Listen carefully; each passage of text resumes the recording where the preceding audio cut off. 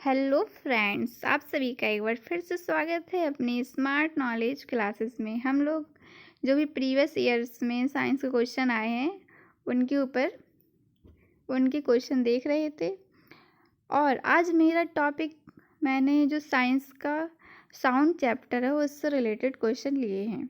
तो यहाँ पे अभी इस वाले वीडियो में मैंने 20 क्वेश्चन रखे हुए हैं। इसके अलावा मैं दूसरी वीडियो प्रोवाइड कराऊंगी जिसमें जो साउंड है उससे रिलेटेड जितने भी क्वेश्चन हैं और जो पहले पूछे गए हैं उन सभी क्वेश्चंस के बारे में डिस्कस करूंगी। लेकिन आज मैंने केवल 20 क्वेश्चन लिए हैं। यदि आपको वीडियो अच्छा लगे तो इसे लाइक करिएगा, शेयर करिएगा, और यदि आप मेरा वीडियो पहली बार देख रहे हैं तो प्लीज़ इसे सब्सक्राइब करिएगा और बेल आइकन पर क्लिक करिएगा ताकि आपको आने वाले जो भी वीडियो हैं उनके नोटिफिकेशंस मिलते रहें। तो आइए चलते हैं, हम लोग पहला क्वेश्चन देखते हैं। ध्वनि का वेग किस पर निर्भर करता है? तो यहाँ पे आपके 4 ऑप्शन दिए हुए हैं, तीव्रता पर, स्वरूप पर, तरंग दैर्घ्य पर, या फिर इनमें से कोई नहीं। तो आपका राइट आंसर है तरंग दैर्घ्य पर। तरंग दैर्घ्य क्या होता है? जो भी माध्यम होता है, तो माध्यम के किसी भी कण के एक पूरे चक्कर या फिर कंपन के समय में, या फिर कंपन करे या एक पूरा चक्कर लगाए तो उस समय में तरंग जितनी दूरी तय करता है उसे हम लोग तरंग दैर्घ्य कहते हैं। इसे हम लोग लैम्डा से डिनोट करते हैं। इसके बाद हम लोग देखते हैं नेक्स्ट क्वेश्चन। प्रतिध्वनि का क्या कारण होता है? तो 4 ऑप्शन दिए हुए हैं। ध्वनि तरंगों का अपवर्तन, ध्वनि तरंगों का दुर्वर्ण, ध्वनि तरंग का विवर्तन, या फिर ध्वनि तरंगों का परावर्तन। तो यहाँ पे आपका राइट आंसर है ध्वनि तरंगों का परावर्तन।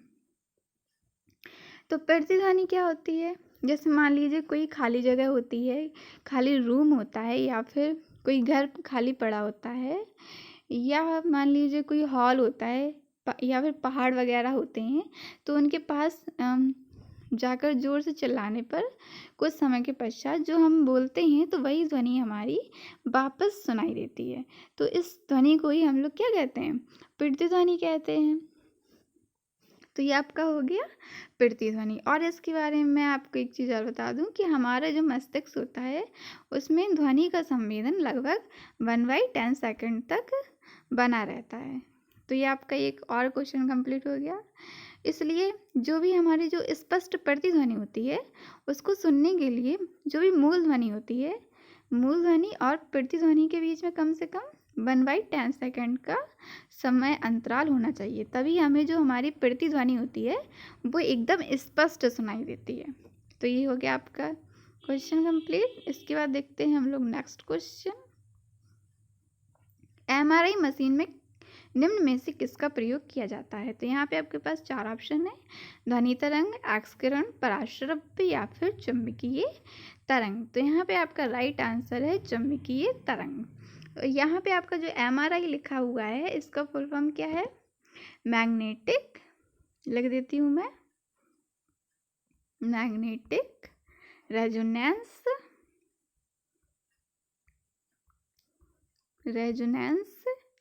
इमेजिंग। तो ये आपका हो गया फुल फॉर्म। इसके बाद हम लोग देखते हैं नेक्स्ट क्वेश्चन।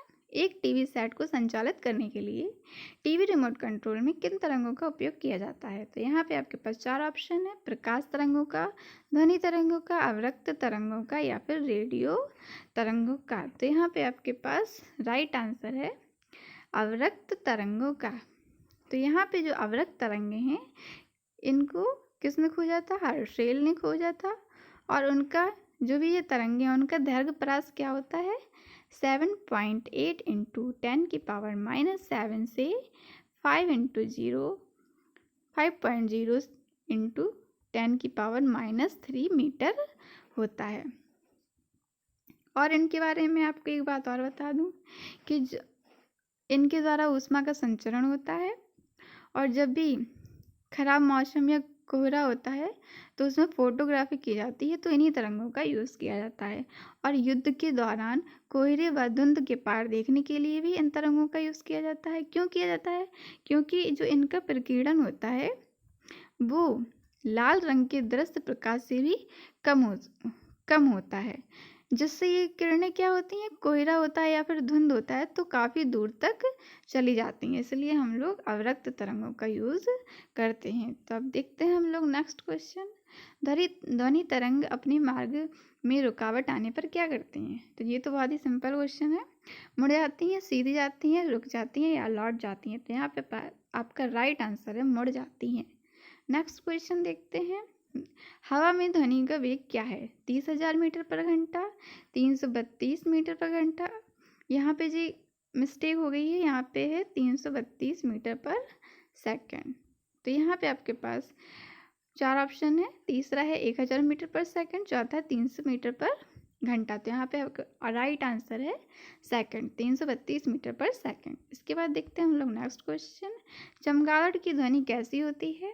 तो यहाँ पे जो 4 ऑप्शन है, श्रव्य, अपध्वनिक, अपश्रव्य, पराश्रव्य। तो यहाँ आपका राइट आंसर है पराश्रव्य। तो जो भी चमगादड़ होता है इन तरंगों को उत्पन्न भी करता है। जो चमगादड़ होता है पराश्रव्य तरंगों को उत्पन्न करता है, जिससे ये अपना शिकार खोजता है और ये चलने का रास्ता भी खोजता है। तो चमगादड़ द्वारा उत्पन्न उच्च तारत्व, इनका तारत्व कैसा होता है? उच्च होता है। उच्च तारत्व के पराश्रव्य ध्वनि स्पंद, जो भी अवरोध आते हैं, मान लो चमगादड़ है, उसके रास्ते में जो भी अवरोध आते हैं या फिर रास्ते में कोई भी कीट या फिर कीड़ा वगैरह आ जाता है, तो उनसे जो ये पराश्रव्य ध्वनि स्पंद होते हैं वो परावर्तित होकर चमगादड़ के कानों तक पहुंचते हैं। जो उसके ईयर होते हैं वहाँ पहुंचते हैं। तो इन जो परावर्तित स्पंद हो रहे हैं उन्हीं की सहायता से चमगादड़ अपना शिकार खोजता है और शिकार की स्थिति और उसका आकार जानता है। इसी प्रकार से जो भी उसके रास्ते में अवरोध आते हैं उनकी भी स्थिति जानता है और उनका भी आकार जान जाता है। तो ये हो गया हमारा आंसर। इसके बाद देखते हैं हम लोग नेक्स्ट क्वेश्चन। जब कोई तरंग एक स्थान से दूसरे स्थान पर जाती है तो वह किसका परिवहन करती है? तो यहाँ पे 4 ऑप्शन है, पदार्थ का, ऊर्जा का, द्रव्यमान का या फिर इनमें से कोई नहीं।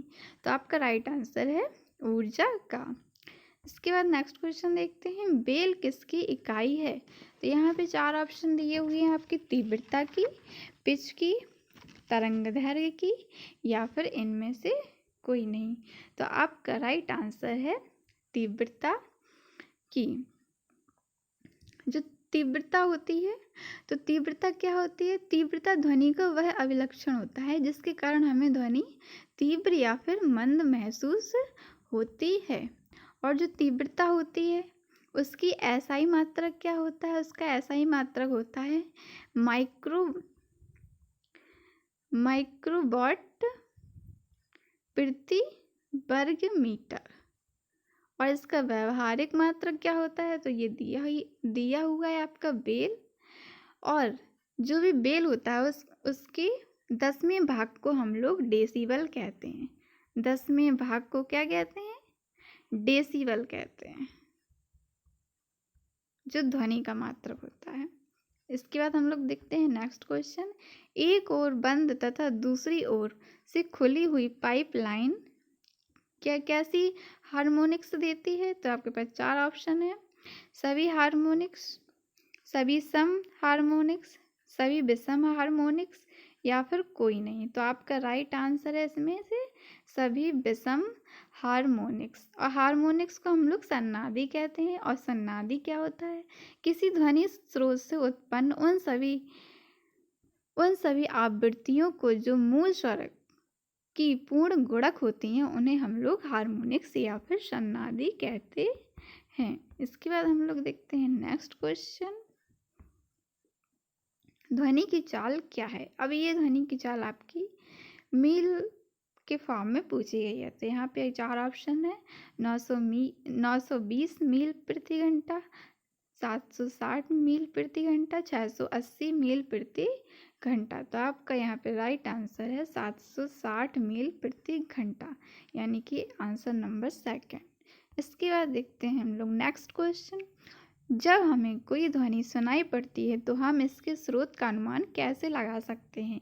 तो यहाँ पे आपके पास 4 ऑप्शन है। ध्वनि के आयाम से, ध्वनि की तीव्रता से, ध्वनि की तरंग दैर्घ्य से, ध्वनि की उपस्थित आदि स्वर से। तो ये आप लोग बता ही सकते हो, ये पहले जो क्वेश्चन पूछा गया था उसी के पैटर्न पे है, यानी कि इसका राइट आंसर आपका क्या है, ध्वनि की तीव्रता से, आंसर नंबर 2। इसके बाद देखते हैं नेक्स्ट क्वेश्चन। ऐसी तरंगें जिनका ध्रुवीकरण नहीं हो सकता है वह क्या कहलाती हैं? तो आपके पास 4 ऑप्शन है। अनुप्रस्थ तरंगे, प्रकाश तरंगे, विद्युत चुम्बकीय तरंगे और अनुदैर्घ्य तरंगे। तो आपका राइट आंसर क्या है, अनुदैर्घ्य तरंगे, जो कि इनका ध्रुवीकरण नहीं हो सकता। और अनुदैर्घ्य तरंगे क्या होती हैं? वे तरंगे जिनके माध्यम में कण चलने की दिशा कैसी होती है, समांतर कंपन करते हैं, उसे हम लोग क्या कहते हैं, अनुदैर्घ्य तरंगे कहते हैं। नेक्स्ट क्वेश्चन देखते हैं। सूर्य की ऊष्मा पृथ्वी पर कैसे पहुंचती है? तो 4 ऑप्शन है। परावर्तन से, चालन से, विकिरण से या संवहन से। यहाँ पे आपका राइट आंसर है विकिरण से। Next question. रेडियो तरंगों के संचरण के लिए प्रयुक्त वायुमंडल का स्तर कौन सा है? वर्णमंडल, क्षोभ मंडल, आयन मंडल या समताप मंडल। तो आपका राइट आंसर है आंसर नंबर 3, आयन मंडल। इसके बाद नेक्स्ट क्वेश्चन। एक तेज चलने वाले रेल इंजन की सीटी जब स्टेशन को पार करता है तो आरोही अवरोही सुनाई पड़ती है, इसको क्या कहते हैं? तो आपका 4 ऑप्शन है। पेल्टियर प्रभाव, डॉपलर प्रभाव, अल्ट्रासोनिक आवाज या फिर सबसोनिक प्रभाव। तो आपका राइट आंसर है यहाँ पे डॉपलर प्रभाव। इसके बाद देखते हैं नेक्स्ट क्वेश्चन। पराध्वनिक जेट की उड़ान के कारण क्या होता है? हवा में प्रदूषण होता है, आँख में रोग होता है, ओजोन लेयर में बाधा होती है या फिर इनमें से कोई नहीं। तो आपका राइट आंसर यहाँ पे है ओजोन लेयर में बाधा होती है। Next question. एक मजदूर रेल की पटरी पर कार्य कर रहा है, तभी क्या हुआ? एक लड़का कुछ दूरी पर अपने कान पटरियों पर रखकर जब मजदूर द्वारा की जाने वाली हथौड़े की आवाज़ को सुनता है तो उसे 2 बार आवाज़ें सुनाई देती हैं। इसका क्या कारण है? तो इसमें 4 ऑप्शन दिए हुए हैं। ध्वनि का वेग इस्पात में वायु की अपेक्षा अधिक है, ध्वनि का वेग वायु में इस्पात की अपेक्षा अधिक है, ध्वनि तरंगे रेल की पटरियों के बीच परावर्तित होती हैं या फिर उसके कान ध्वनि स्रोत से भिन्न दूरियों पर है। तो आपका यहाँ पे राइट आंसर है फर्स्ट, ध्वनि का वेग इस्पात में वायु की अपेक्षा अधिक है। तो आपका पहला राइट आंसर हो गया। तो इस्पात में ध्वनि का वेग अधिक होता है। क्यों होता है? क्योंकि जब भी कोई माध्यम जितना ही अधिक प्रत्यास्थ होता है, यानी कि जितना अधिक प्रत्यास्थ होता है ध्वनि की चाल उसमें उतनी ही अधिक होती है। और जो ठोस होते हैं तो ठोसों में प्रत्यास्थता का गुण सबसे अधिक होता है द्रव और अन्य गैसों की अपेक्षा। इसी कारण से ठोसों में ध्वनि की चाल अधिक होती है। तो आपको समझ में आ गया होगा कि इस्पात जो होते हैं वो कैसे, उसमें प्रत्यास्थता का गुण उच्च होता है वायु की अपेक्षा, इसलिए ध्वनि का वेग इसमें अधिक होता है। तो ये आपके आज के पूरे क्वेश्चन हो गए हैं। इसके बाद मैं दूसरा वीडियो लाऊंगी जिसमें और भी ध्वनि से रिलेटेड क्वेश्चन होंगे। तो आपका ध्वनि जो चैप्टर वो कंप्लीट हो जाएगा। आप लोग कमेंट करके बताइएगा कि आपको सेशन कैसा लगा, और आपको वीडियो पसंद आया हो तो इसे लाइक करिएगा, शेयर करिएगा और सब्सक्राइब करिएगा। आज के लिए इतना ही। Thanks for watching.